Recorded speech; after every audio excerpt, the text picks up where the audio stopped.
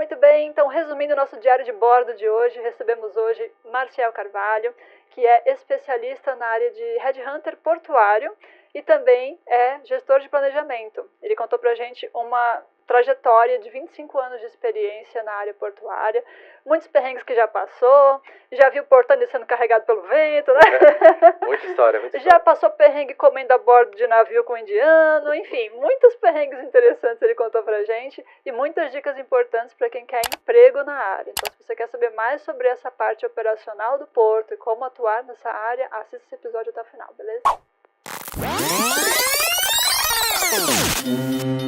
Fala, querido Marujo! Bem-vindo a bordo de mais um episódio do nosso querido Portcast, o podcast do canal Tecnologia Portuária.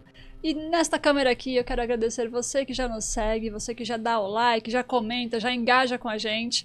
Fica também de olho nas nossas outras redes sociais, tá? E lá também a gente interage bastante com vocês. Muito obrigada pelas mensagens de carinho que vocês mandam, elogiando o nosso conteúdo. E não se esqueça de se inscrever se você ainda não nos conhece e ativar o sininho para ficar sabendo dos próximos vídeos, beleza? Gente, como sempre, começamos aqui agradecendo nossos patrocinadores, que é quem está bancando, né, tudo isso para acontecer. E se você quer ajudar a bancar também este canal, quanto mais você interagir, mais você ajuda a gente, ok? Então, eu queria agradecer aí a galera da Logcomex, que tem aqui o seu contâneo depositado no nosso pátio. Se você precisa de inteligência de dados, análise de mercado, conte com a galera da Logcomex. E a T2S, que eu preciso, né, dispensar aí apresentações, porque temos representantes da T2S. Muito obrigada pela presença, Ricardo Pupo. Eu que agradeço. Sempre um prazer. E Marlon Alves, comercial na área. Sempre um prazer estar aqui. Bem-vindos a bordo de mais um episódio. E hoje temos mais uma pessoa especial aqui. Queremos agradecer a presença do Marcial Carvalho, certo, Marcial? Marcial Carvalho. Bem-vindo. Eu que agradeço a oportunidade. Para mim é um privilégio, uma honra estar aqui. Que legal. Nesse estúdio aqui só tem fera, né? Show. E eu até dei uma raspada no cabelo, ver se eu fico parecendo com o Fábio Sartori. Já pensou? Aí na chamada a galera se confunde e dá uma perda na audiência. Muito obrigada pela tua presença, viu? Gente, Marcial, ele é gestor de planejamento e também é headhunter. Então, ó, galerinha que tá aí procurando emprego, assista esse episódio até o final, beleza? Queria pedir pra você começar falando um pouquinho da tua trajetória. Como sempre, a gente gosta de saber os bastidores. Antes de chegar onde você tá hoje, que são mais 20 anos de carreira, né? 25 anos de carreira. Anos. Como que você começou? Você já começou nessa área ou começou com outra coisa nada a ver? Qual foi o teu primeiro emprego? Então, assim, nada, né? Eu sou pai do Gabriel e da Beatriz, marido da Viviane. Né? Esse é minha função principal. A Beatriz tem 15 e o Gabriel tem 6. Então, minha função principal é essa, né? E também sou gestor de planejamento numa empresa, né, de logística e atuando agora como headhunter. Mas lá atrás eu comecei uma área totalmente diferente. Marcelo, a produção tá pedindo para você falar mais próximo do microfone. Então eu comecei numa área totalmente diferente, que foi no comércio. Meu pai era do comércio e meu pai tinha padaria, né? Olha. E a gente, desde pequeno, eu sempre trabalhei. Desde muito novo eu trabalhei com meu pai. Isso é de Santos mesmo? Vocês são todos de Santos? Na verdade, nós morávamos em São Vicente, né? E meu pai tinha padaria em Praia Grande, lá na Vila Caiçara. Por coincidência, né? Eu conheci o pai do Ricardo. O pai do Ricardo tinha comércio lá também na Praia Grande. Olha. E os dois se conheciam. Eu via muito, né, falar do pai do Ricardo. Meu pai conversava bastante com a gente. Só que assim, aí depois de algum tempo, o comércio não estava muito bem naquela época, né? Eu comecei a fazer faculdade e aí eu entrei na área porque eu já estava buscando um estágio, né? Na área e apareceu uma oportunidade. Eu comecei meu primeiro emprego foi aqui, nesse prédio, na Transcam. Meu primo trabalhava na Fert Import e trouxe alguns currículos, né? Entregou alguns currículos, entregou aqui na Transcam. E eu cheguei e me chamaram, né? O pessoal da Transcam me ligou e eu fiz uma entrevista aqui. Não sabia, não conhecia nada sobre a área. E na mesma semana me chamaram no Banespa e no Banco Real. Já acusei a idade, né? Que nem existe mais. A tua faculdade era de quê? Então, na verdade foi assim. A princípio eu queria trabalhar com comércio. Minha vida era comércio, eu adorava trabalhar. Desde novinho eu sempre trabalhei com meu pai. Só que aí depois eu fazia ensino médio, né? Na minha época colegial, numa escola pública, e eu já estava meio assim preocupado, né? Porque não estava muito legal, assim, naquela época o ensino já não era tão bom, né? Na escola pública. Sim. Eu lembro de um professor de matemática meu, que ele chegava assim, ele passava a lição, enchia o quadro de lição, enchia. Quando chegava no final, ele apagava tudo. Aí a gente falava, pô, professor, peraí, calma aí, não terminei de copiar. Ele falava assim, cara, fica tranquilo, eu vou passar de ano todo mundo. Eu só tô aqui passando a lição, fica sossegado. Se não der pra copiar, não tem problema. Eu só te peço uma coisa, cara, quando você estiver na praia, catando latinha, a hora que tu catar a minha latinha, não me chama de professor, por favor, cara. Caraca. Só pega a latinha e sai fora. Então eu falei, cara, mas não tá legal, eu preciso fazer um cursinho, sei lá, fiquei com medo de não passar na faculdade, né? E aí eu fiz um semi-intensivo lá no Objetivo, e aí foi quando eu conheci o Ricardo, né? A gente tinha um amigo comum, o Diogo, né? O Diogo estudava comigo, lá no Martim Afonso, e o Diogo também acho que era vizinho ali do Ricardo, morava perto do Ricardo. E a gente tinha uma turminha ali que morava em São Vicente, né? E aí, mas assim, minha pretensão na época era trabalhar com meu pai. Não tinha outro plano B, não tinha plano B, era o que eu queria, trabalhar com comércio. E eu fui fazer a faculdade de administração, né? Tá. Fazer a gestão do comércio. Para fazer a gestão do comércio, não tinha outro foco. E aí, só que como eu falei, né? Naquela época o comércio já não estava muito legal, meu pai vendeu a padaria, né? Quando você começou na Transcam, era para trabalhar com o que exatamente? Então, na verdade, eu comecei na Transcam em 99. E teve um boom em 99 por conta da celulose, né? Transcam foi o primeiro operador de celulose na época da VCP.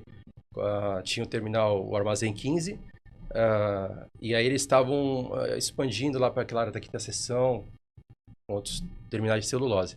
E eu entrei assim, cara, nem sei como que eu entrei, eu não tinha experiência nenhuma. E o meu primo entregou o currículo, a Transcam me chamou, e aí me chamou o banco também, né? Na época, e eu falei com o meu professor de RH, eu falei, professor, me chamou um banco, 2 bancos me chamaram e uma empresa trans, não sei o que aí. Aí ele falou, cara, vai pro Porto.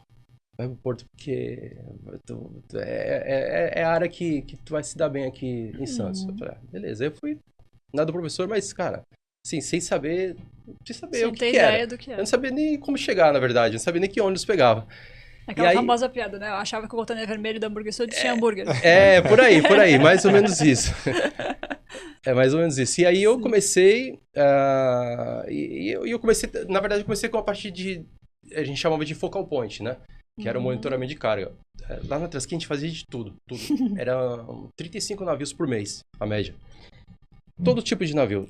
Navio de celulose, carga geral, ro-ro, container, passageiro, navio líquido. Todos os tipos de navio a gente tinha.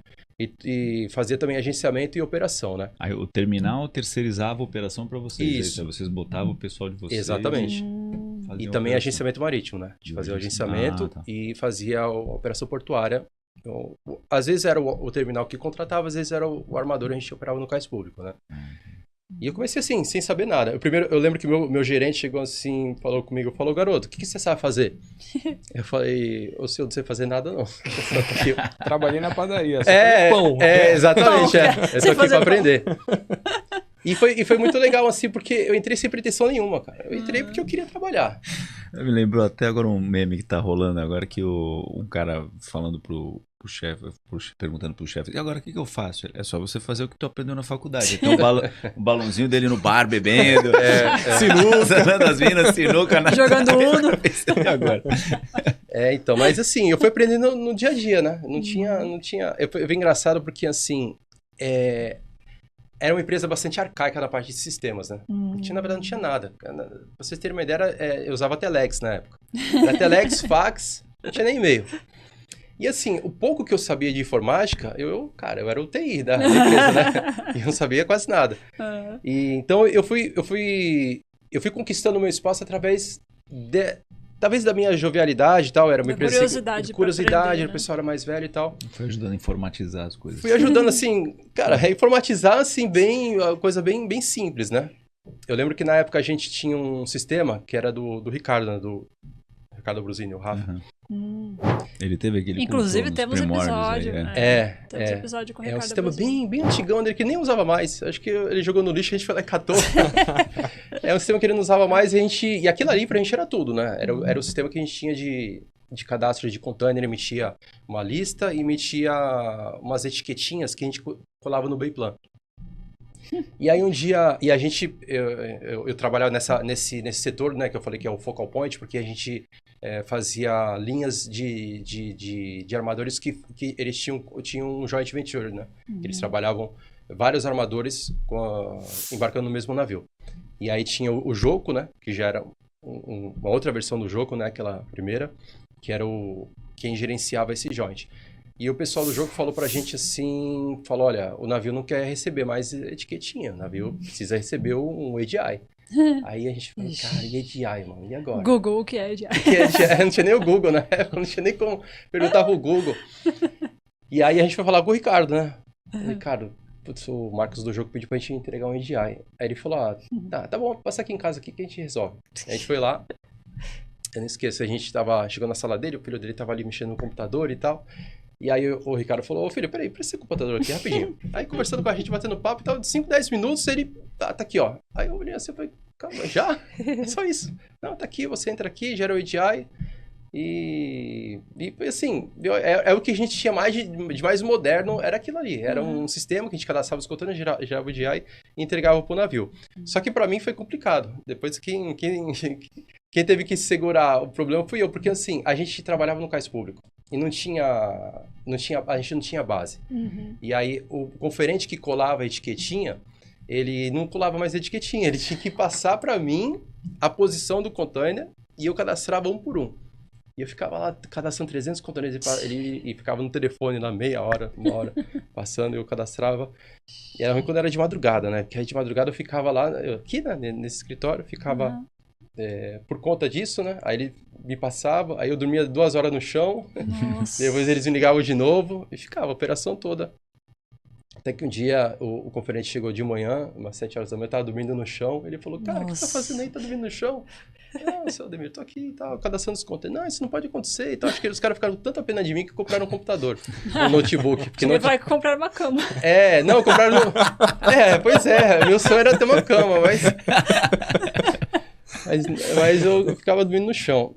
E aí aí colocaram o notebook lá no cais, né? Aí eles começaram a fazer lá... cadastrar os containers no cais, né? Ele gerava o EDI e entregava pro navio. Mas assim, era o que a gente tinha, né? E o pouco conhecimento que eu tinha, eu acabei me destacando por isso. Eu lembro que o meu gerente falou, a gente tinha vários armadores, né? Cada armador tinha um sistema diferente, tinha uma planilha diferente. E era uma bagunça, porque não tinha um padrão.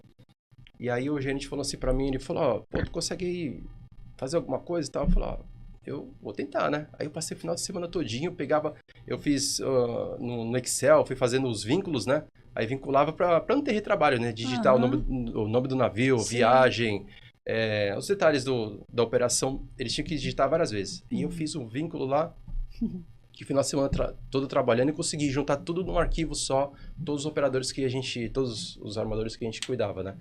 E, cara, o cara, ele adorou, né? Porque, assim... Otimiza o trabalho, né? Otimizou demais, né? Ficou um arquivo pesadão lá, mas pelo menos otimizou. Então, foi assim. Quanto tempo você ficou nessa empresa? Eu fiquei 11 anos. 11 anos. Legal. Bastante tempo, né? Bastante tempo. Fiquei 11 anos na Transcam e é uma experiência bem abrangente, né? Cara, você comentou que vocês faziam vários tipos diferentes de operação, né? Sim, eu aprendi tudo ali, né? O bom de trabalhar numa empresa pequena. Qual o pior pequena. tipo de operação? Container, granel, qual é o pior, mais complicado? Então, cara, é assim, operação portuária é um negócio bem complicado. Bem complicado. A gente sabe. Mas assim, eu às vezes eu falo assim, quem trabalha com comércio exterior, principalmente na área portuária, tinha que conhecer o chão do cais. Tinha que conhecer a operação portuária. Sim. Porque às vezes muitas pessoas que trabalham nessa área não têm noção do que é essa ponta final. E é bem difícil, é bem complicado. A gente tem que, na operação portuária, existe muita insalubridade, muitos acidentes. É um trabalho muito dinâmico. Trabalhar com as categorias também não é fácil. Sim. A gente tem que ter muito jogo de cintura, né? Entender também a complexidade dessa questão do trabalho portuário, né? Uhum. Tomar decisões rápidas, né? E cuidar, zelar pela produtividade, mas zelar pela segurança também, né? Então, tem situações, assim, bem complicadas. Tem... da parte de operação portuária, o navio mais complicado são os navios de multipropósito, né? Que são navios assim que operam guindaste e ro-ro na mesma operação. Então são navios assim... Na verdade, você opera 2 navios ao mesmo tempo. E dentro da composição... E tem conflito pra caramba, né? Muito conflito, muita gente trabalhando ao mesmo tempo. Dentro de uma composição de navio ro-ro, de navio multipropósito, você engaja praticamente 100 trabalhadores. Caramba. Mas a maioria é manobrista. Então... Porque você tem que ter muito manobrista, né? Pra fazer ro-ro, né? Na verdade, o motorista, existe o manobrista e o motorista, né? Então a faina do ro-ro, assim, é muito diversificada. Tem o parqueador, que é o cara que faz o movimento da manobra. Tem o motorista que executa a movimentação dos veículos. Tem o manobrista que trabalha com máquinas e empilhadeira. E tem o pessoal da capatazia, né, que faz o trabalho em terra. Tem o pessoal da parte de guindastes. Tem os trabalhadores que fazem a parte mais manual. Então, é uma complexidade muito grande, assim, de várias pessoas atuando ao mesmo tempo e tem que ter uma sincronia nessa operação, né? Então, você coordenar esse tipo de operação... É bem complexo. É bem muita complexo. Gente, né? Muita gente. É muito legal. Mas, São assim, quantos veículos, mais ou menos, deixa... que tem? Então, na operação, varia muito, né? O navio ro-ro, hoje em dia, tem capacidade de mais de 5, 6 mil veículos, né? É quem, assim, não embarca 5... Já teve operações de embarcar 5 mil veículos, mas assim, em média 1.000, 1.500, 2.000, né? Mas aí dentro máquinas pesadas, veículos leves. Exatamente. Aí tem máquinas pesadas, tem os veículos de passeio, veículos leves, né? Carga geral também, né? Tem cargas pesadas que existem equipamentos próprios para movimentar esse tipo de carga. E no navio multipropósito ainda tem a parte dos contêineres também que tem essa movimentação, né? E embarca também contêiner dentro do navio, né? Os contêineres, eles embarcam também dentro dos porões. Sim, sim. Teve uma vez, que é uma história que eu nunca me esqueço. Eu tava operando um tipo de navio desse, né? E aí me chamou a atenção aquele navio Zenhua, aqueles navios que trazem... Flo. Que traz o e portainer, né? Tava trazendo os 3 portainers aqui para Santos Brasil. E aí eu tava olhando no canal, eu tava ali na rampa, assim, tava olhando pro canal e olhando o Zenhua entrar, né? E é um navio, né, que chama muita atenção. E aí, de repente, fechou o tempo. Assim, fechou do nada. Foi tão rápido que o Zenhua sumiu do meio do canal. Aí eu olhei assim, eu falei, caramba. E aí começou a chover. Começou a dar um vento muito forte. E aí a gente teve que parar, né, a operação. Nossa. E aí tinha um portainer que estava na vante do navio. Porque assim, ali nesse tipo de navio a gente não trabalha com portainer. Mas só que tinha um portainer que estava lá meio encostadão. E a gente estava trabalhando com o MHC, dentro do... O guindaste, né? O guindaste de terra, né? Lá no convés. Só que o vento foi tão forte que empurrou o portainer. Caramba. E o portainer não estava ancorado. E aí ele começou a empurrar o portainer e o portainer começou em direção ao MHC. Meu Deus! E ele bateu no MHC. Ai, caraca. E foi um acidente feio. Foi um acidente bem feio e assim, poderia ter sido pior, né? Porque se não tivesse o MHC, o portainer ia continuar correndo, né? É verdade. E o pior é que a rampa estava em cima do trilho. Agora imagina, que ia descarrilhar, né? Sim, o portainer. Nossa. E foi um vento tão forte que teve assim, se vocês procurarem, tem matéria sobre isso, né? Estourou cabo de navio na TGG. E bateu, né, no navio da Santos Brasil. O nosso navio ele só não estourou o cabo porque o comandante segurou na máquina. O comandante segurou ali no laço mesmo. E assim, foi bem complicado, né? Porque tinha muita gente envolvida ali. Muita gente a bordo, muita gente ali encostado. Perigo, né? Então foi bastante tenso, foi uma operação bastante perigoso. tensa. Então a operação portuária é é bem dinâmica, né? Mas também é uma operação assim que a gente tem que estar atento a todas as situações e tem que tomar decisões rápidas, né? Tem uma situação que não foi comigo, foi com um colega que caiu 2 contêineres vazios na água. E aí na hora ele teve ali a proatividade ali, a ideia de chamar o rebocador. Aí ele chamou o rebocador estava passando no meio do canal, ele chamou o rebocador segurou os contêineres para não... Imagina o contêiner seguir pelo meio do canal. Porque tava vazio, então ele apoiou, né? Só apoiou, né? Pra ele não ir com a maré. Então são decisões rápidas que você tem que tomar ali, né? Sim. Pra evitar acidentes ou evitar prejuízo pra empresa que a gente está trabalhando e pro próprio nessa armador, área né? tem que ter o equilíbrio entre hard skill e soft skill, né? Exatamente. Tem que ter a parte técnica muito bem fundamentada para não fazer besteira. Erro técnico e tem que ter a parte comportamental de ter, né? Sim. Controlar a emoção, né? Inteligência emocional para lidar com pessoas e tudo mais. E alinhar essas duas capacidades, assim, ao mesmo tempo, numa situação de estresse, de pressão, Sim. É um desafio bastante grande. Imagina. Mas como o Ricardo falou, né? Foi muito aprendizado. Sim. Na parte de agenciamento também que eu trabalhei, na parte de agenciamento também foi... não é um trabalho tão dinâmico, mas também é um trabalho bem complicado, né? Principalmente porque a gente lida com pessoas assim do mundo todo, né? Culturas diferentes, então já aconteceu bastante coisa. Sim. E nessa época tu já tinha inglês ou foi desenrolando enquanto trabalhava? Eu fui desenrolando. Eu já tinha feito curso, né, de inglês. Assim... Porque para agenciamento é mais exigido, né? Isso. Na verdade, como eu fui fazendo passo a passo, eu comecei com documentação, né, que não exigia tanto inglês. Eu já comecei a me familiarizar com o inglês e com os termos, né? Sim, os termos técnicos, são termos que é outra área. Né? Bem particulares. Depois eu fui para operação, que você tem uma imersão um pouco maior, né? Que você tem um contato ali com a tripulação, né? E aí depois no agenciamento você tem um contato maior, assim, com o imediato, com o comandante. Aí você tem que ter uma conversação melhor, né? Legal. Então, eu fui fazendo esse processo, né? E eu aprendi de tudo um pouco. Então você chegou a ter bastante contato com tripulação, subiu a bordo de navio, essas Muito. coisas? Tem alguma história engraçada sobre isso? Tem muito. Eu adoro essas histórias. Assim, eu na verdade, eu trabalhava na parte de documentação, né? E o dono da empresa, ele gostava muito de mim, né? Ele queria que eu conhecesse, né? Tipo um job rotation, né? Conhecesse ali as outras áreas da empresa. Legal. E aí tem uma história engraçada. Antes dessa história de navio, tem uma outra história engraçada que ele tinha um rapaz que trabalhava na parte de agenciamento, que era auxiliar, e era auxiliar da parte de documentação. E ele trocou. Ele me colocou na parte de agenciamento e colocou esse rapaz na parte de documentação. Só que eu não me dei muito bem. Eu era muito molecão também, né? Tinha 1 ano e pouco de empresa, não tava gostando, não me dei muito bem. O meu gestor, assim, a gente não tava muito alinhado. E eu era novo, né? Tinha começado na empresa, aí eu falei, não tá legal não, eu vou sair, não tô gostando, vou sair fora. E eu não queria também ficar falando do meu gestor, que a gente não tava fazendo bem, eu preferi pedir para sair.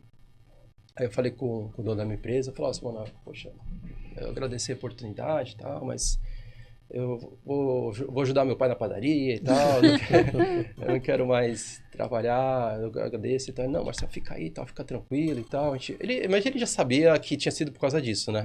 Dessa troca. Não, fica aí, fica tranquilo, a gente vai resolver, não se preocupa. Eu falei, tá bom. Aí depois, tipo, passou, sei lá, 2, 3 dias, ele mandou o outro menino embora. O menino que ficou no meu lugar, ele mandou embora, né? E aí eu fiquei muito mal com aquilo. Eu falei, caramba, não era pra ter mandado o cara embora, meu. Sentiu culpado? Eu me senti muito culpado. Eu fiquei muito chateado. E aí o meu antigo gestor falou, Marcelo, tu vai ter que voltar, cara. O seu mano mandou o Gustavo embora, agora tu vai ter que ficar no lugar dele de volta, né? Aí eu falei, tá bom, né? E eu fiquei muito chateado, né? E voltei a fazer a função que eu gostava. E aí depois, assim, de uns 10 anos, sei lá, talvez 15, não sei. Depois de muito tempo, eu tava em casa assistindo o Jornal da Tribuna. Aí a repórter falou assim, hoje a gente tá recebendo um convidado especial, ele veio dos Estados Unidos, ganhou um prêmio internacional de bateria, o Gustavo Conde. Aí eu falei, caramba, cara, eu não acredito, é o Gustavo, cara. Era o rapaz o cara que tava... tinha sido mandado embora, Olha. ele foi para os Estados Unidos, ele adorava bateria, né? Ele ficava o dia todo batendo assim, ó, na mesa. Ele adorava bateria, foi para os Estados Unidos, assim... Espontou lá e... A melhor coisa que aconteceu pra ele. Cara, só não tava no lugar certo. Só não tava no lugar certo. Então, essa questão são as oportunidades, né? Então, foi bom que eu tirei o peso da consciência, né? Depois de 15 anos. Então, a questão... você, no início, estava falando sobre o pessoal que está começando, né? Então, é muito importante ficar atento às oportunidades, né? E no agenciamento marítimo, eu aprendi muito. E deixar de ser teimoso, né? Você aí, que está trabalhando, está se sentindo, ou está sentindo que ali não é o seu lugar, pula fora. Exatamente. Abre essa oportunidade para você e para outros, né? Larga o osso, né? Larga o osso. Porque assim, a gente sempre está aprendendo alguma coisa, né? A gente só não pode se acomodar. A gente não pode entrar na zona de conforto, né? E eu demorei um pouco para entender isso daí. Mas assim, eu procurava sempre fazer o melhor. E sempre aprender com tudo que eu fazia. E a parte de operação portuária, agenciamento marítimo, assim, eu aprendi muita coisa. E eu procurava, assim... Eu acho que até foi uma coisa involuntária. Mas eu sempre procurei trabalhar bem o meu network. E isso foi uma coisa que me ajudou lá na frente. E na parte de agenciamento marítimo, que a gente tem contato com pessoas do mundo todo, eu aprendi demais, assim, a saber lidar com as pessoas. Porque, assim, às vezes já é difícil a gente lidar com pessoas, assim, que são de culturas parecidas com a nossa, ou a mesma cultura. Imagina você lidar com pessoas de outras culturas. Sim. E isso foi uma coisa que eu fui aprendendo. Teve uma vez que um comandante indiano me chamou para almoçar, e aí eu... A bordo? E ele tava precisando de uma ajuda minha e tal, ele foi muito gentil, né? Eu comecei lá com ele, lá, a comida era bacana. Eu não perguntei o que era, cara. Eu fiquei com medo de perguntar o que era, mas a comida era... E eles comem com a mão, né? Ou não? Não sei se ele por educação não comeu com a mão, mas... Mas assim, era muito apimentada a comida, muito, muito. E eles não têm costume de tomar nada durante as refeições, né? Nossa. Eles só comem, muito menos refrigerante, né? E só que eu tava assim, passando mal. Eu falava, isso me desculpa e tal, mas tem um refrigerante pra eu tomar. Pimentado ainda. Cara, não tava aguentando. Aí ele me deu um refrigerante, eu consegui comer a comida até o final. E tinha um pratinho do lado que tinha um pãozinho, sabe? Tipo um pão sírio, pequenininho assim. E eu comi, né? Comi a comida toda e tal. E sobrou, assim, uma raspinha, não sobrou nem comida, sobrou um caldinho, sei lá. E tinha um cara do meu lado, um tripulante, que tava esperando pra recolher os talheres, né? Ele ficava do meu lado, assim, eu ficava olhando pra ele. E ele tava me incomodando, já tava conversando com o comandante, já tinha terminado. Aí uma hora eu falei pra ele, já terminei, pode recolher, por favor. Só que depois que eu entendi, eu não era pra ter deixado o restinho, eu tinha que ter pego o pãozinho e passado no prato e limpado o prato. Sem desperdício, tá vendo? Exatamente. E eu me senti mal, falei, caramba, desculpa, não sabia. E ele ficou bravo comigo, mas é questão cultural, né? Pra mim, eu tinha terminado tudo e, tipo, não queria mais. Sim. Então, aí a gente vai aprendendo, né? Sim. A lidar com essas situações. Eu almocei uma vez em navio, mas o contexto foi assim, eu tenho certeza que eles adaptaram bastante. Pra gente, uma das missões à tribuna para Roterdã, a gente entrou naquela draga que tá aqui, escavando aqui no nosso canal lá, a draga da...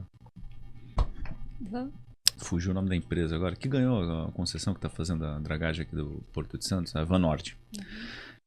Acho que é o maior ou o segundo maior, a segunda maior draga deles. E aí pegaram a delegação que tava lá visitando, vamos subir lá e vamos almoçar na draga, tá? Tipo, beleza, né? Almoçando na draga, né? Imagina, a gente ficou pensando, imagina a comida, né?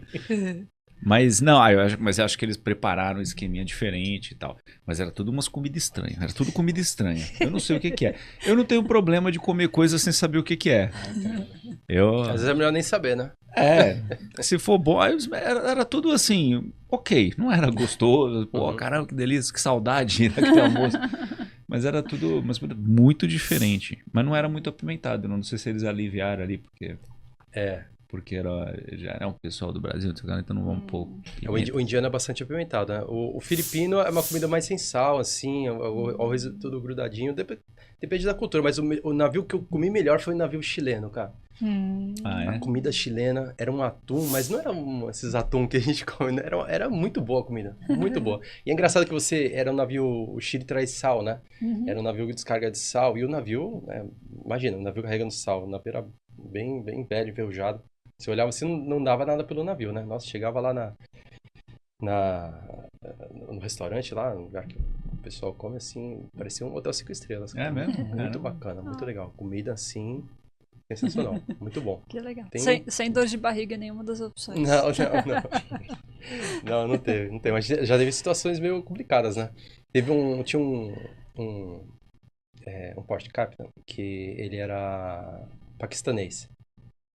E assim, ele era bem chato, assim, né? Na operação, e a gente fazia navios na Uzi Minas, né?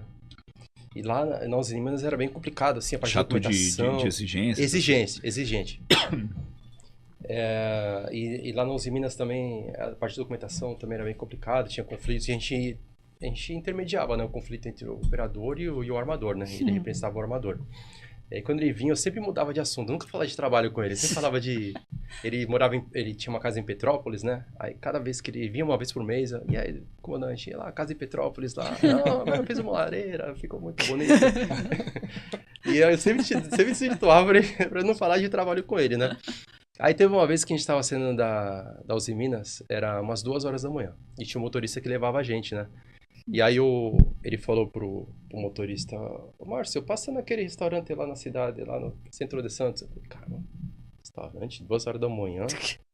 Acho que é o Almeida, né, cara? Não tá aberto? Não, então, eu pensei, né? Eu falei, não sei, restaurante 2 horas da manhã? Cara, quando a gente chegou, a gente parou lá na Praça José Bonifácio, em frente à catedral. Aí eu falei, cara, não acredito que aqui esse restaurante que o cara falou, esse restaurante que era um carrinho de lanche. E eu morrendo de fome, falei, caramba, vou ter que comer aqui. Eu falei, perguntou de passar mal, eles não passaram mal, eu acho que dava a comer, né? Mas não foi um ambiente agradável, não, foi uma experiência meio desagradável. Daí Foi um carrinho de lanche, achei que era outro lugar, porque Centro de Santos... mas assim... Era um carrinho de lanche, mas era um lugar bem desagradável. Esse comandante falou assim pro motorista, Márcio, que moço bonito. Aí eu olhei assim pra trás, o moço bonito tinha uns 2 metros de altura. Era um moço.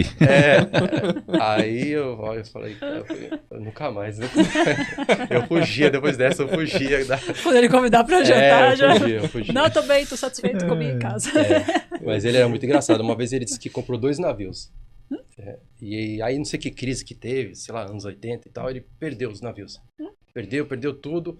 E ele ficou muito chateado, ele falou que queria morrer. Eu queria morrer, eu quero morrer. E aí ele falou, só que ele queria morrer, e aí foi trabalhar no Iraque. Ele foi trabalhar no Iraque pra ver se eu morria. E aí ele ficou... Uma boa estratégia. Então, cara, ele ficou uns 2 anos no Iraque, aí ele falou que a tripulação dele toda morreu e ele não morreu. E aí...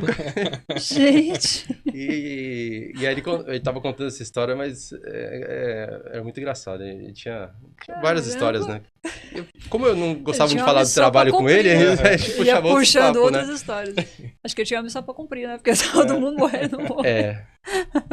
Mas tem histórias bem assim, essas questões culturais assim, a gente tem que saber lidar, né? Pra não causar também situações difíceis, né? Teve uma vez que tinha um chefe de máquinas, que às vezes a família ia, né? Passar um tempo com eles no navio, o chefe de máquinas estava esperando a esposa e a filha. E a gente fazia todo o trâmite lá de entrada, na área portuária e tudo. E aí o chefe de máquinas estava no convés, aguardando a filha e a esposa. E aí quando chegou, a filha e a esposa chegaram, ele desceu. E o navio estava vazio, o navio estava muito alto, a escada estava assim. E ele desceu, né? Pra ver a família, falei, caramba, mó legal, né? Tava com saudade da família. A esposa tava assim, ele pegou a filha e subiu pro navio, deixou a mulher com as balas lá embaixo, no costado. E eu fiquei olhando, caramba, e agora? E aí, coitada, a mulher começou a subir com 3 malas naquela escada assim. Naquela escada, porta-lá, E eu não podia ajudar, né? Porque eu fiquei pensando, eu vou ajudar. Capaz de ficar bravo contigo. Vai sobrar pra mim. De onde ele é? Mas, então, eu não lembro, mas talvez seja indiano. Talvez seja indiano, não lembro exatamente. Indonésia, enfim. Mas são situações assim que a gente não pode intervir, né? É complicado. É complicado, senão acaba causando uma situação difícil, né? Causa um problema diplomático. É um problema diplomático, exatamente. Imagina. Bom, aí voltando pra tua trajetória, você trabalhou na Transtech há 11 anos. Transcam, desculpa. Isso. Transcam, e depois foi para... Então, aí assim, aí eu trabalhei 11 anos na Transcam e aí eu botei na cabeça que eu queria voltar pro comércio. Queria voltar. Aquela veia, a veia da padaria tava chamando. Depois de 11 anos. Depois de 11 anos, eu queria voltar. E aí... Mas tua família te cobrava, não? Não, era um desejo meu mesmo. Eu tinha vontade. Eu tava um pouco cansado, assim, porque a gente não trabalhava de turno, né? Trabalhava direto. A carga horária, assim, era muito pesada. Uhum. E aí eu decidi comprar uma padaria. Aí eu comprei. Comprei uma padaria e aí eu pedi pra sair da Transcam, né? E aí eu conversei lá com o seu Manuel, ele falou, entendeu minha situação.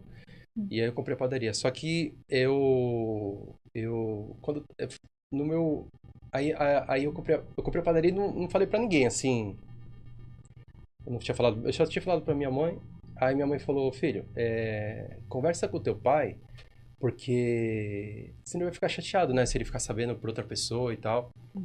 E aí eu fui conversar com meu pai, acho que foi no meio da semana, uma quarta-feira. Ele não tinha mais a padaria, né? Não, meu pai já tinha tido um AVC e tal, já tava assim, mais em casa, ele não tava muito... A saúde muito 100%, né? Ele tinha parado total, né? Pensei que ia ser concorrente dele. Já pensou?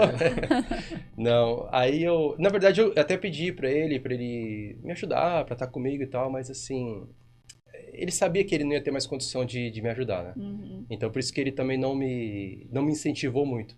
E aí eu acabei comprando, e por isso que eu não tinha falado ainda pra ele e tal, eu queria bater um papo com ele assim. Enfim, aí eu fui, conversei com ele, foi assim, um papo tranquilo e tal, assim, eu fiquei um pouco preocupado com a reação dele, mas ele não esboçou muita reação, não falou muita coisa. E aí no outro dia, seria meu último dia na Transcam, que eu tava passando o trabalho, o pessoal e tal. E aí minha mãe ligou e falou, filho, o teu pai tá indo lá na padaria que você comprou, que ele quer conhecer e tal. Ela falou, melhor você ir lá e tal, pra ele chegar lá, você não tá lá. Eu falei, tá bom, mas eu tô resolvendo algumas coisas, tô indo pra lá. E aí, passou assim, sei lá, uns 15 minutos, 20 minutos no máximo, minha mãe me liga chorando. Ela falou assim, teu pai tá muito mal. Ele teve um derrame aqui e ele tá indo a ambulância tá levando ele pro hospital. Nossa! E eu fiquei muito, muito mal, porque eu pensei que ele tinha tido esse derrame por conta da conversa que nós tínhamos tido na noite anterior, Sei. né? E aí eu fui pra Santa Casa, dirigindo, e no telefone, ligando pra menina do RH, não quero mais sair da empresa, eu vou ficar, eu vou voltar. Eu queria desfazer tudo que eu tinha feito, porque eu tava me sentindo culpado. Pelo que tinha acontecido com ele, né? Caramba. Aí chegamos lá na Santa Casa, e aí ele foi internado, ficou na UTI, né? Aí ficou 10 dias e faleceu. Só que depois a gente descobriu que ele já tinha um tumor no cérebro. Nossa. E, na verdade, ele tinha um outro tumor e ficou uma metástase, e esse tumor se alojou no cérebro dele, né? Então, independente da conversa que nós tivemos, isso ia acontecer em algum momento, né? E ele até não tinha esboçado tanta reação naquela noite, porque eu acho que ele já estava sentindo muita dor de cabeça, né? Só que meu pai era muito turrão, não era de demonstrar muito, que estava sentindo dor. E aí, assim, aí já foi bem difícil, né? Meu início ali na padaria já foi bem complicado, porque eu perdi, por mais que ele não estivesse ali comigo, assim, por mais que eu soubesse que ele não estaria comigo, mas, assim, o fato dele ter morrido me desestabilizou demais, né? Com certeza. Foi um início bem complicado na padaria, né? E aí as coisas acabaram não indo tão bem como eu imaginava. Isso me desestabilizou bastante. E aí o pessoal depois a Transcam fechou, né? E o pessoal que estava na Transcam, cada um foi para um lado, e uma parte, um colega meu, ele abriu uma empresa e começou a atender os navios ro-ro, né? E ele me chamou para trabalhar lá com ele. E eu falei, cara, eu tô aqui na padaria e tal, para mim não dá. Ele falou, Marcelo, não tem problema, você vai conciliando, né? Que eu preciso de você aqui. E aí eu fiquei ainda um ano conciliando, entre a padaria e essa empresa. E aí eu vendi a padaria e voltei para a área, né? Mas eu sempre tive muita admiração pelo setor portuário, né? É que assim, a gente conseguiu, eu demorei um pouco para entender o que realmente me fazia sentido para mim. E o que eu gostava da padaria é o relacionamento, né? Com as pessoas, ter esse dia a dia, assim, ter contato com as pessoas. Isso eu gostava. O setor portuário também é um setor que eu sempre gostei demais, assim, sempre me chamou muita atenção. Pela grandeza, pela magnitude de tudo isso.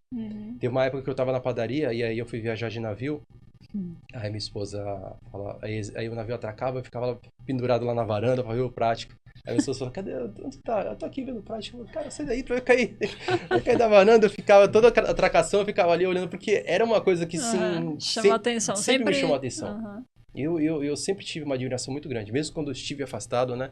A primeira vez que eu nunca me esqueço, o primeiro navio que eu fui a bordo chamava-se Calapalos. Eu tinha carga nele. Eu lembro do Calapalos. Então, assim, a primeira vez que eu vi um navio de frente, de perto, foi uma coisa inesquecível, assim. Eu nunca mais eu consegui me desligar totalmente. Que legal. Então, aí uma área voltou assim pra área. Aí eu voltei. E continua até hoje. Eu continuo. Aí eu fiquei 4 anos nessa empresa. E aí o pessoal uma parte do pessoal que saiu da Transcam ficou até o final e começou a atender os navios da Fibria, os navios que embarcavam celulose, né? Que teve um operador, a Conlog, ganhou a operação, né? Depois do bid que foi feito depois que a Transcam fechou. E eles estavam só no armazém 15 e aí a Fibria pegou o armazém 32 por conta da nova fábrica lá de Três Lagoas, né? Para escoar a produção. E eles me chamaram e eu fui para lá. Eu trabalhei lá no 32, um ano e pouco. Nesse início, né, do 32, dessa expansão. E aí depois o pessoal da empresa que eu trabalhava anteriormente me chamou de volta, me fizeram uma proposta muito boa, porque eu não ia trabalhar mais na operação em si, né? No navio, eu já estava também bastante cansado. E aí eu acabei voltando, né, para essa empresa. E é onde que eu estou trabalhando até hoje. Legal, muito bom. Tô ansiosa para saber agora o outro lado, né? O outro lado. Você falou que trabalhou com operação de navio, na consultoria e tem também a fase Headhunter, né? Isso, na verdade... Quando que começou? Como é na verdade, foi? começou com a consultoria, né? O pessoal da Conlog, depois eles venceram o bid da Bracel. E eles me chamaram novamente. Aí eles falaram, Marcel, a gente venceu aqui o bid da Bracel, a gente quer que você seja o nosso coordenador aqui da parte de planejamento. Só que a gente acabou não chegando ali num acordo, né, para eu fazer a transição. E eu falei, ó, pessoal, vamos fazer assim, eu faço uma consultoria para vocês. Eu ajudo aí nesse início e tal. Aí eu abri uma empresa de consultoria, e eles gostaram da ideia, né, abri a empresa de consultoria para poder ajudar, né, nesse processo. E a princípio seria para trabalhar com a equipe de planejamento. Só que eu acabei fazendo a formação da equipe de planejamento. E aí eu comecei a trabalhar assim como recrutador nesse momento. Foi assim, de uma maneira assim, sem planejar. E aí eu comecei Tem que procurar os talentos procurar as pessoas, comecei a fortalecer o meu networking, né? E aí aquilo ali me chamou bastante atenção, gostei muito daquilo.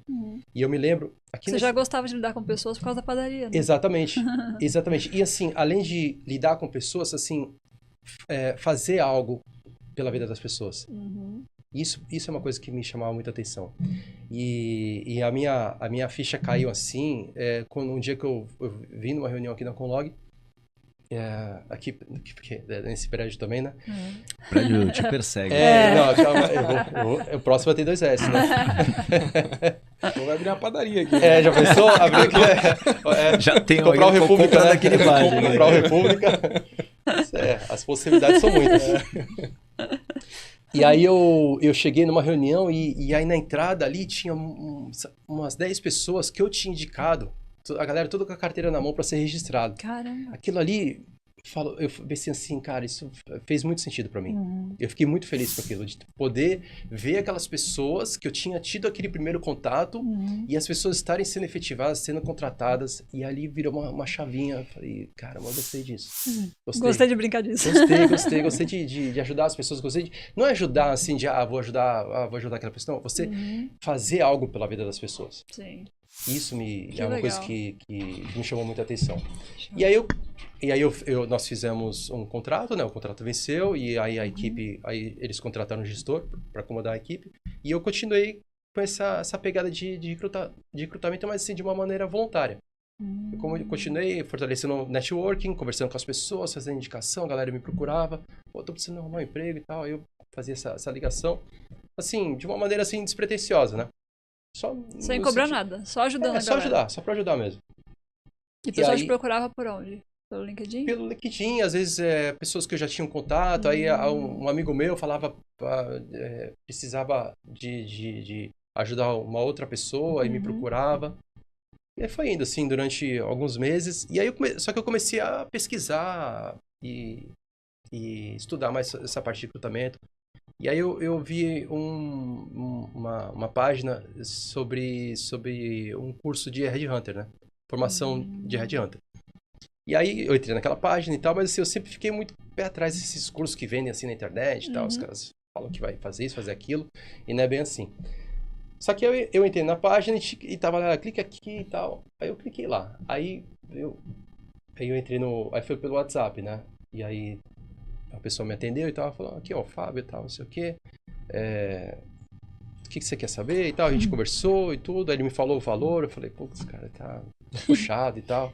Não, e aí a gente começou a negociar, né? Começou a negociar. Aí depois que eu caí a ficha, que era o Fábio Sartori que tava falando comigo. E eu pensei que era o Fábio, sei lá, o vendedor aí que tava, o cara tava vendendo o curso. E era o próprio Fábio Sartori. E eu já tinha ouvido falar dele, não conhecia ele, mas já tinha ouvido falar que tinha amigos meus que já tinham trabalhado assim. Ele já tinha trabalhado para empresas assim, de pessoas que eu conhecia, né? Inclusive, a gente tem um episódio do podcast gravado com o Fábio Sartori. Não, 2, né, gente? Tem 2 episódios, né? Não confundam comigo, tá? Eu sou mais bonito que ele. A aparência tá... E aí eu comecei a conversar com o Fábio e tal, eu fechei com ele, e aí eu fiz o curso, né? Eu fiz o curso e aí eu comecei a ativar o network, comecei a conversar com as pessoas e tal, e eu consegui um cliente. A primeira vaga que eu fiz foi para executivo de vendas, né? E eu comecei a trabalhar. Depois teve uma outra empresa, uma empresa já maior, que me deu algumas vagas, né? E o Fábio, assim, me ajudando demais, né? Tudo que eu precisava, ele sempre estava ali me ajudando, a gente conversando. Depois que eu terminei o curso, né? Ele até fez formou um grupo, né? De Headhunters. Toda segunda-feira a gente se encontrava ali, né? Virtualmente. E aí ele sempre falava do meu exemplo, né? Pessoal, o Marcel tal, começou aí e tal, já fez o curso rapidinho, já se formou, já tá ganhando dinheiro e tal. Toda segunda-feira ele dava meu case, né? Aí um dia eu falei, Fábio, então, cara, sabe o que é? É que esse dinheiro que eu usei pra fazer o curso era pro aniversário da minha filha, cara. Aí eu tive que pagar eu tive que devolver antes que minha mulher descobrisse, cara. Por isso que eu fiz rapidinho. Aí eu tive que fazer tempo recorde, ganhar dinheiro pra devolver esse dinheiro logo, antes que alguém percebesse. Nada com uma motivação.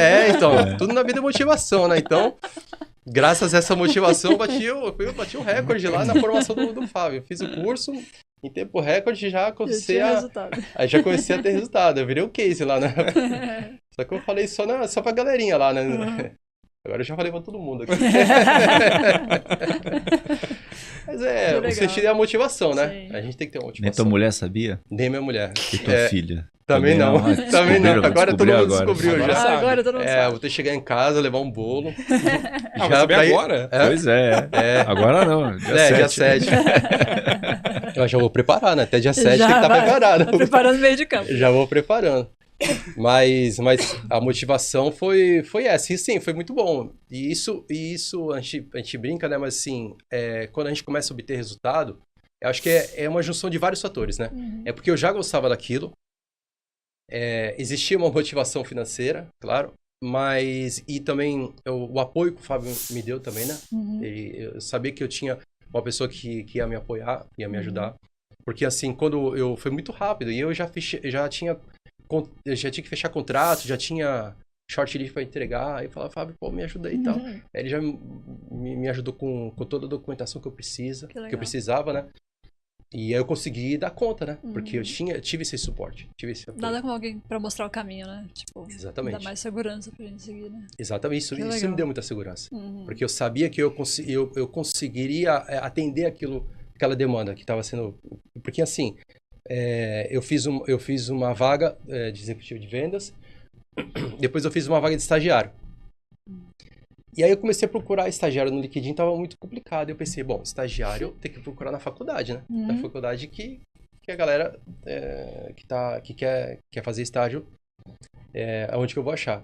E aí foi quando eu lembrei do Ricardo. Falei, cara, eu já, assim, fazia anos que não falava com o Ricardo, muitos anos. Só que eu já tinha visto no LinkedIn dele que ele era professor da FATEC, né? Aí eu falei, vou falar com o Ricardo, né? Aí, até pra ele lembrar de mim, eu falei dessa hora do ônibus da Breda, tu lembra? Que a gente fazia cursinho, aí um dia o Ricardo a gente pegava o Circular 2, né? O ônibus lotado. E aí um dia ele pegou o ônibus da Breda, eu falei, cara, esse é o ônibus da Breda, cara, tu vai aonde que esse ônibus? Ele falou, não, pô, o motorista tá recolhendo pra garagem e ele vai pra São Vicente. Eu falei, pô, mas não tem dinheiro pra pagar só tem o dinheiro do busão. Ele, não, pô, só dá o dinheiro do busão pro cara que ele leva a gente. Aí fiquei meio cabreiro assim e tal, né? Faz malandragem de calor. Os atalhos. Só que eu fui na dele, eu fui na do Ricardo. Eu falei, Ricardo, vai, eu vou também, né? Aí só que eu descia antes, né? Eu falei, caramba, já pensou se o cara não deixa eu descer? Aí eu joguei as moedinhas na mão do motorista e saí fora correndo. Aquela moedinha contada. Aí deu certo. Depois a gente ficou um bom tempo, né? Não sei quanto tempo. A gente ficou ali pegando... Cara, eu fazia isso direto, porque, pô, ônibus é bem mais confortável. Né? Ar-condicionado, poltrona... E, pô, a gente pegava o 2 ali entupido, né? Pendurado no... A Breda vai cobrar vocês agora.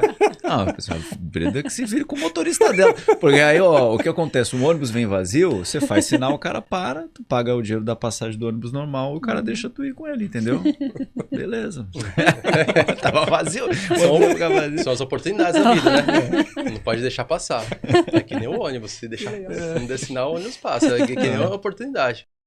Eu não sei como é que é hoje, né? Mas o povo em casa pode experimentar comentar aí se fez parecido aí, né? É o cara andando no busão.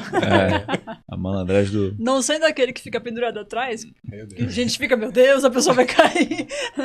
Ou a gente fica, vai, cai. Mas era complicado. Chegava ali a gente fazendo objetivo, chegar na Conselheiro Neves, o ônibus estava lotado, já até chegar em São Vicente. E aí eu falei, pô, cara, pô, tu lembra aí? A gente pegava o Breda junto e tal. Ele lembrou do Breda. Ele lembrou do Breda, de mim não. Eu lembro, do Breda eu lembro. Do Breda ele lembrava. Aí eu falei, cara... A memória é igual a da Dolly, do Procurando o Nemo. Eu falei, cara, tô trabalhando... A Dory. É Dory, eu não lembrei o nome, né? Eu falei Dolly? Falei Dolly? Dolly. O oferecimento Guaraná. É Dory, A gente né? tava muito merchan. É com R. É verdade, começar a fazer as publi, né, gente? Aí eu falei pro Ricardo, cara, tô precisando fechar uma vaga de estagiário e tal. Ele, não, manda o link aí que eu divulgo. Cara, eu mandei o link pro Ricardo, tipo assim, eu não tenho certeza se foi no mesmo dia, mas assim, começou a chover currículo da FATEC, foi muito rápido. Começou a chover, eu falei, cara. Melhor coisa é você pedir pro professor, melhor coisa. Foi muito Pode rápido. mandar pra mim também o próximo. Agora eu tenho vários contatos, agora meu networking tá forte. Eu comecei é bom a gente ter esse papo, porque eu comecei com um grupo de WhatsApp, na época que o WhatsApp tinha limitação de 257 pessoas, aí lotou, aí abri o segundo grupo, aí lotou, aí falei, gente, eu vou abrir o terceiro grupo, se lotar eu vou pro Telegram, porque não vai ter como ficar administrando tanto grupo. Aí, beleza, aí quando eu ia pro Telegram, aí o WhatsApp criou esse negócio de comunidade, aí, melhor coisa, juntei os 3 grupos lá, tem umas 800 e poucas pessoas, então quando você tiver vaga pra divulgar, compartilha aí que a gente vai lá.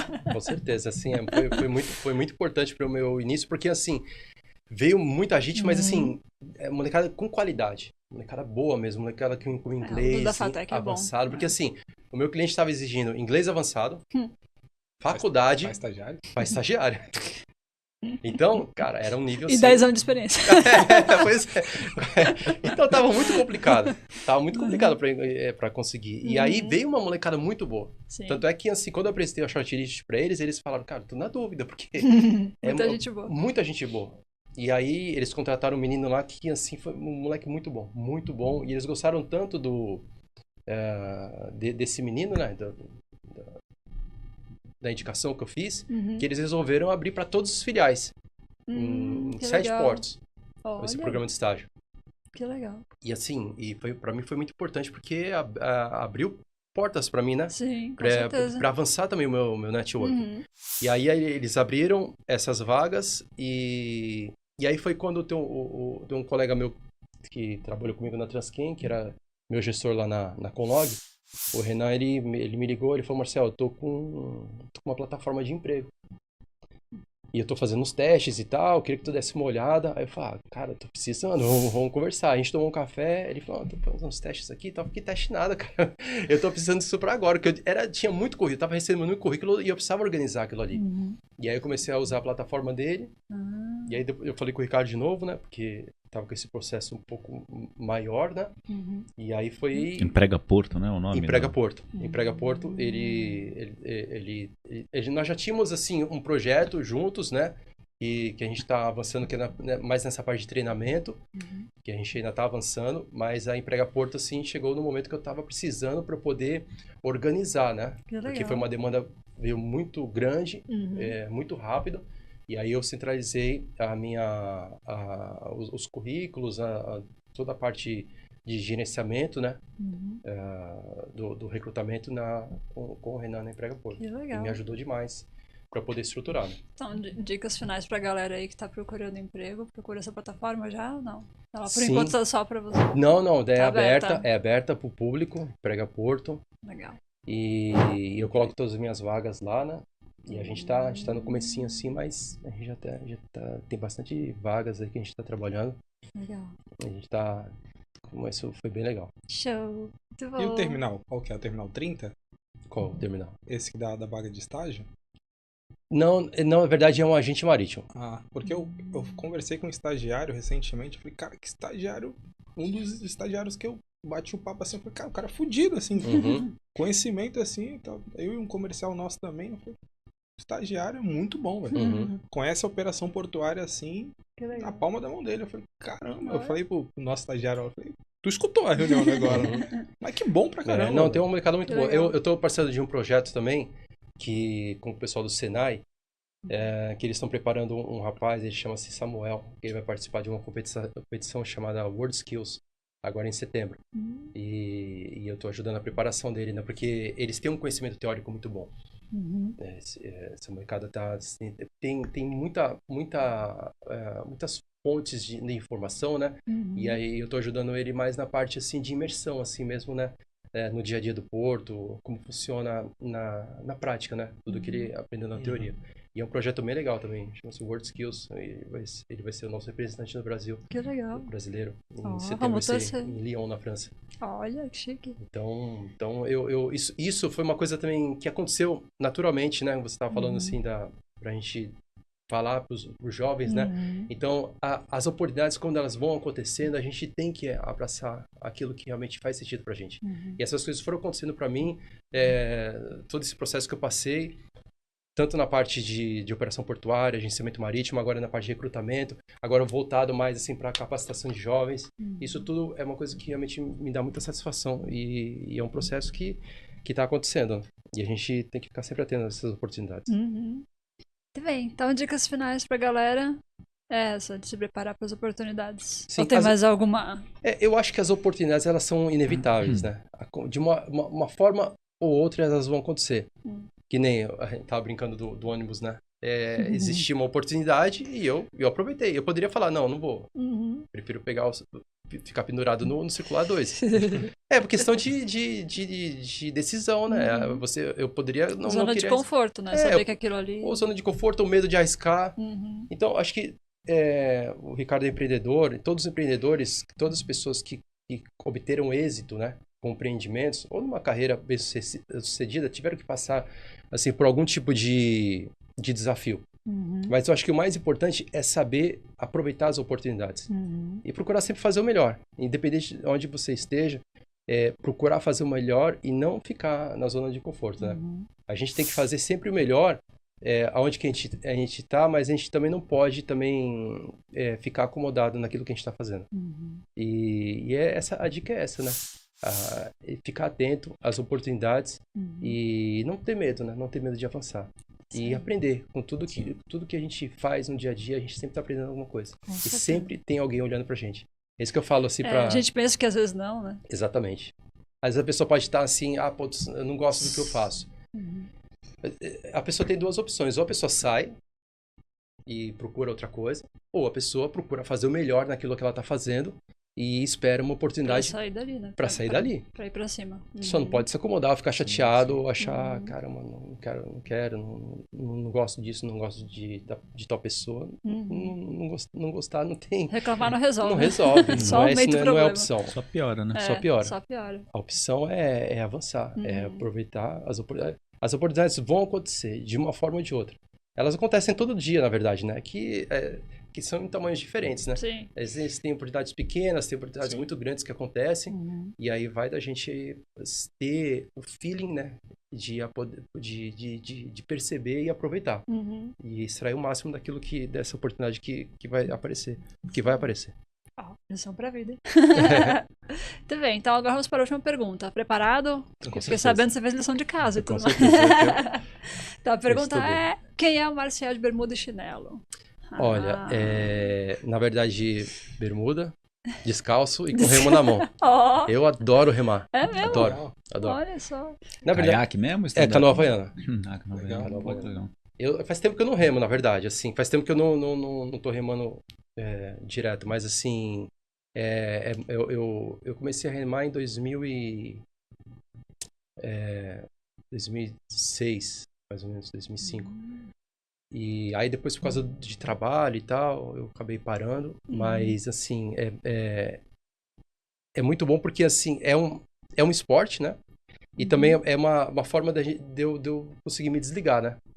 E a gente a gente fica num ambiente, assim, que a gente se desliga, né? Tem coisas aqui tão perto da gente que a gente nem conhece. Ter contato com a natureza muito também, bom, né? muito bom. E assim, tem lugares, assim, por exemplo, lá em São Vicente, na área de mangue, tem um pássaro chamado guará vermelho, que só tem aqui e no Pantanal. É a coisa mais linda, assim, e tão perto da gente. Aqui em Santos, ali perto da Ilha das Palmas, tem uma alga que à noite, quando ela entra em atrito com o barco, ela fica luminosa. Nossa. Ela tem uma luz, assim. Que legal. E você passa do barco, assim, e a luz, é como se fosse um traçado, assim, de luz. Caramba, que bonito. É muito bonito. E você vê tartaruga, vê baleia, vê golfinho. Já vi golfinho, muito legal. Muito gostoso. Nossa, de perto? Não dá medo, não? Não. Golfinho? Não, baleia. Baleia eu nunca vi. Mas o golfinho também, no caiaque deve ser... Mas golfinho é inofensivo. Golfinho é se ele for estabanado igual a mim e der uma rabada... Eu já tomei uma peixada na cara, já. Sério. Eu tava remando assim uma vez, daqui a pouco o peixe na minha cara, assim, ó. Pulou. Chega em casa com uma pancada de peixe.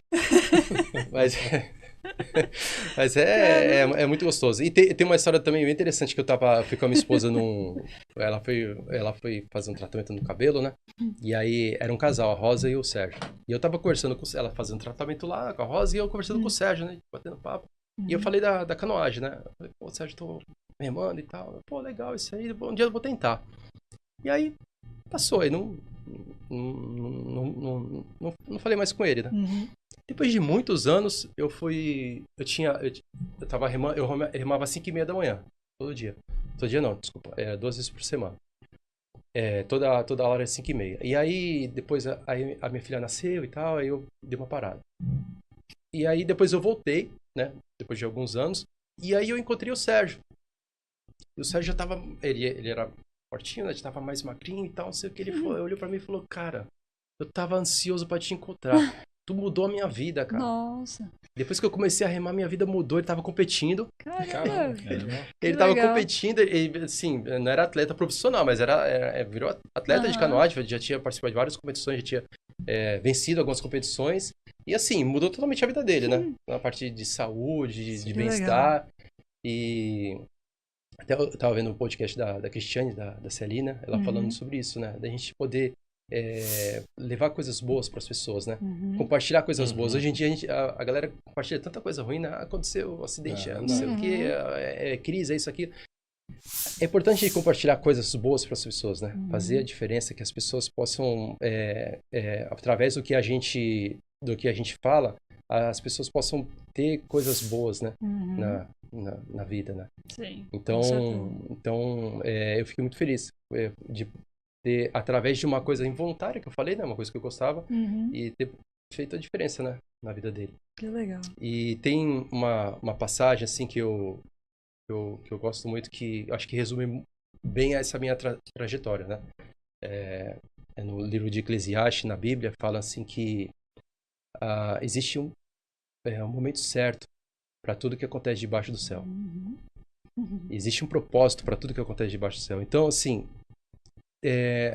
existe um momento para a gente conquistar aquilo que a gente está buscando. A gente precisa, talvez, passar por algumas situações, né? A gente precisa, às vezes, crescer, aprender. A gente precisa conhecer as pessoas, a gente precisa conhecer a si mesmo, né? Mas tem um momento certo. A gente só não pode achar que a gente merece menos que os outros, ou que a gente tem menos capacidade, ou que a gente não vai conseguir, não vai chegar. Sim. A gente tem que acreditar, né? Tem que usufruir do caminho para aprender. Exatamente. A hora que aparecer o momento, você tá pronto. Porque o mais importante da maratona é o primeiro passo, né? Verdade. Então a gente tem que dar o primeiro passo e o que tem uma frase também que eu gosto muito, que eu gostou da viagem é o caminho, né? Não é o destino. Eu adoro, como eu falei pra vocês, eu adoro viajar de navio, porque teve uma vez que eu fui viajar de navio e aí eu ganhei um upgrade, eu fiquei na cabine, bem na ré do navio. E, cara, eu não queria sair da cabine, que eu queria ficar olhando, assim, o rastro do navio. Eu achava aquilo ali lindo, eu acho lindo aquilo ali. Então, foi uma viagem muito gostosa. E assim, eu mal desci do navio. A gente só desceu em Buenos Aires. Mas, assim, pra mim, a viagem era tudo. Sim. Então, às vezes, a gente tem que usufruir mais da viagem e esquecer um pouco o destino, né? Exato. A gente se preocupa muito com o destino e não curte a viagem. Então, a gente tava falando um pouquinho antes de começar que você tá amando essa fase Red Hunter, né? Você encontrou e tal, é muito legal fazer diferença na vida das pessoas. Mas se tu tivesse tentado ser Red Hunter lá no começo da carreira, não ia ser tão bom quanto tá sendo agora, né? Então, a tua experiência de 25 anos em outras áreas te preparou melhor pra isso hoje, né? Foi isso que a conclusão que eu tive foi essa. Porque, assim, hoje em dia eu sei... eu sou Red Hunter especializado no setor portuário. Então, hoje em dia eu sei quando alguém me contrata, quando meu cliente me contrata, dependendo da função, eu sei exatamente o que aquela pessoa precisa para executar aquela função. Porque eu conheci pessoas que executaram aquela função. São funções que eu também já executei algumas delas. As habilidades, né? Então, eu sei quais são as soft skills. Eu sei o que a pessoa precisa ter, porque o setor portuário é um setor muito diferenciado. Então, isso tá sendo muito importante para mim. E eu também sei o que é ser funcionário. Eu sei quais são as dores das pessoas. Eu sei o que as pessoas precisam. E essa humanização, esse feedback também, eu acho isso muito importante. Porque quando a pessoa manda um currículo pra gente, aquele currículo vem carregado de muita expectativa. Com certeza. E eu me preocupo muito com isso. De valorizar aquilo que a pessoa... Aquela confiança, né? De entregar algo que a pessoa tá esperando que aquilo vai ter um retorno, né? E também esse outro lado, assim, de você ter um tratamento humanizado com as pessoas que estão muitas vezes buscando um emprego, isso também é muito importante. E toda essa trajetória tá me ajudando a poder fazer esse trabalho de uma maneira bacana. Muito legal, muito legal. Obrigada, Marcelo. Obrigado a você. Gente, obrigada aí pela participação. Valeu, sem mais perguntas, né? Técnicas. E você, se gostou desse episódio, não esqueça de deixar seu like. Aproveita também para seguir. Como é que tá no LinkedIn? Marcel Carvalho. Marcel Carvalho. E eu também tenho a FP4 Consultoria. FP4 Consultoria. Muito bem. Siga lá no LinkedIn para você ficar por dentro. E siga também Emprega Porto, né? Emprega Porto. Para cadastrar o currículo, dá pra galera cadastrar por lá, para quem tá procurando a oportunidade. Beleza? Beijo, galera. Até a próxima.